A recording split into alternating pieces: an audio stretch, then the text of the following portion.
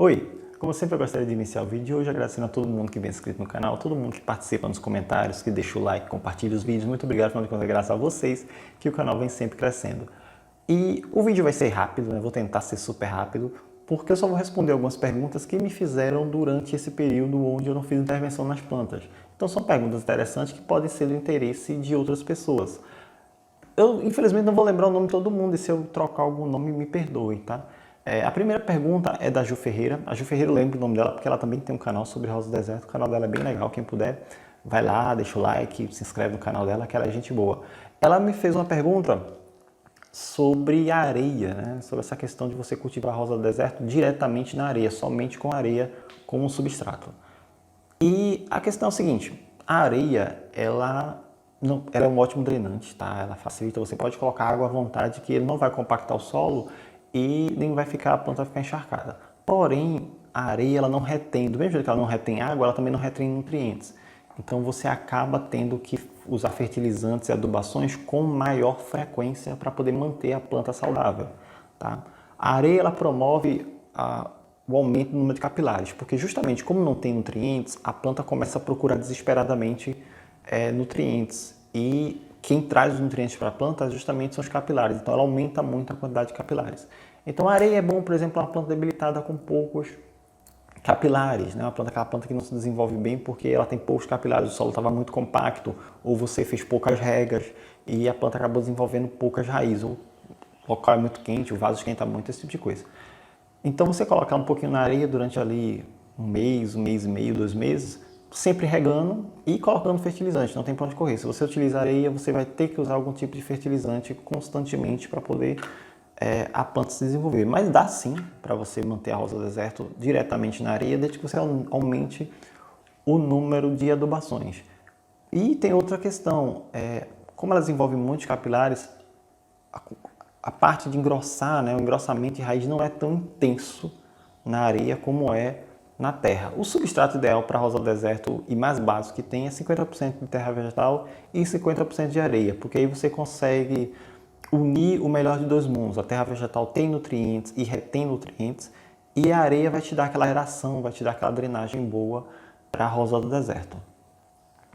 A outra pergunta é do Dudu Azevedo. Ele perguntou, foi uma pergunta sobre substrato, e ele perguntou qual substrato que eu utilizo depois que eu faço a poda radical. Eu faço a poda radical de raiz, né, da pivotante, deixo a planta secando, e onde é que eu coloco a planta? Qual substrato que eu utilizo?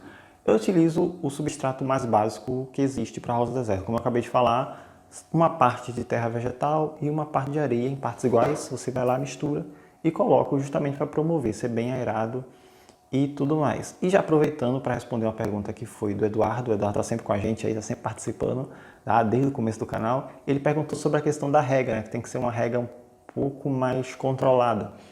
Então, na hora de regar, você rega apenas o cantinho do vaso, né? Você só vem colocando um pouquinho de umidade levemente. Todo dia você vai lá, molha um pouquinho o canto do vaso, que é para promover as raízes se espalharem. Uma vez que a planta começou a brotar, você vê que a planta está saudável de novo, você já pode fazer uma rega normal, uma rega mais pesada, normal, para a planta se recuperar.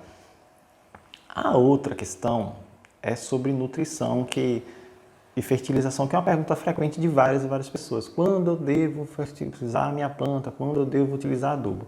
Gente, isso é uma coisa que vai de produto para produto.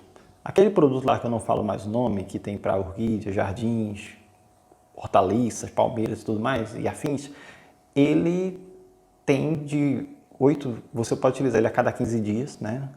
15 gramas, se eu não me engano, a cada 15 dias. Se você for utilizar a adubação foliar, que é uma coisa que eu não recomendo para a rosa do deserto, eu já expliquei isso. A rosa do deserto tem a questão anatômica, que torna a adubação foliar ineficiente, tá? Não é que que não funcione, ela é ineficiente. Você vai utilizar muito mais para poder conseguir ter o resultado. O custo-benefício não vale a pena.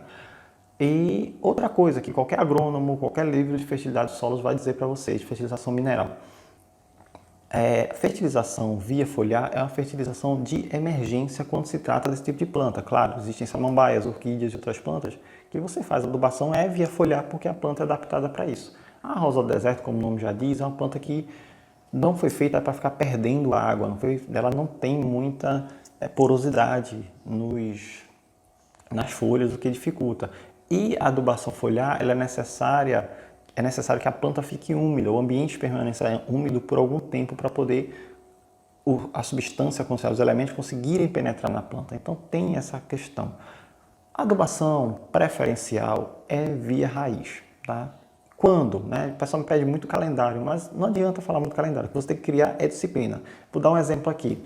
O rosa do deserto Vitaplan, ele é utilizado a cada 30 dias. Você coloca 15 gramas em 1 litro de água e usa 100 ml para cada vaso de mais ou menos 2 quilos, 2,5 kg de substrato. Você utiliza uma vez por mês. Aquele outro que tem para um monte de coisa, você utiliza a cada 15 dias, né? A repetição é a cada 15 dias, mas ele não diz a quantidade de substrato que você tem usado. Ele simplesmente diz que você tem que utilizar no vaso a cada 15 dias, né?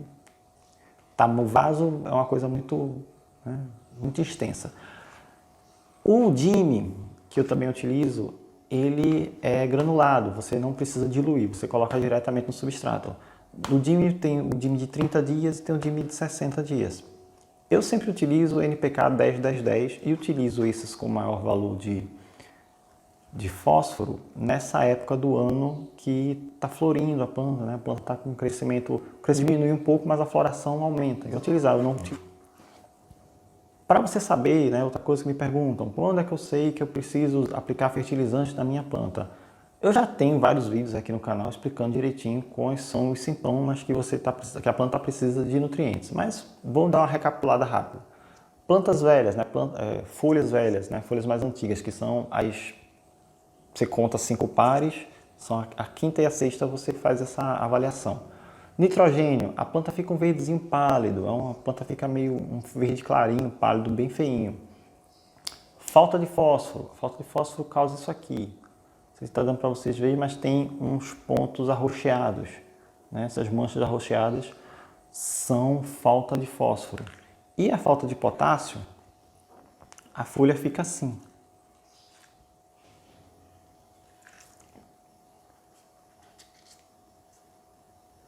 Esses são sintomas de falta de potássio. A planta amarela da ponta para o centro e depois necrosa na ponta, né? Começa a necrosar a parte da ponta. Isso aqui é falta de potássio. Então, esses são do NPK, é a forma mais básica de você saber quando a planta está com falta desses nutrientes.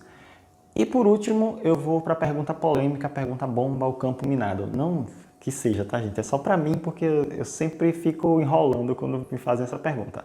A Luciene, Luana, desculpa que eu não estou lembrando do seu nome agora, mas você sabe quem é. Ela perguntou, finalmente, como é que eu tenho que fazer a poda? Que ela perguntou sobre aquela poda de galhos. Quando é que eu tenho que fazer a poda? É na lua ou no mês? Então, eu não vou entrar na polêmica, não se preocupem.